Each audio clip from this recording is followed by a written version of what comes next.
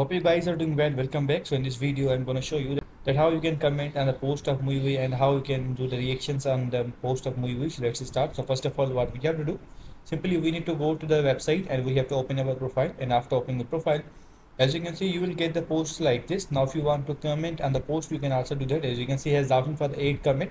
So we have to click on this, and now you need to write the comment that what you want to write. So as you can see, different types of posts are provided here. Before doing the comment on this post, you need to join the group. So as you can see, I'm going to cut this one, and you need to go to the groups option, and here you will be able to see the groups. As you can see, for example, if you want to comment on this, you can also do that, but for that you need to join the group. As you can see, if you want to react like this, you can also do that. I'm going to click on this. As you can see, now the reaction is increased.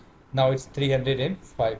As you can see, I'm going to click on this, and 251, it's 258. If I click on this, and it will be increased. So in this way, you can also react on the post, and you can comment on the post as well.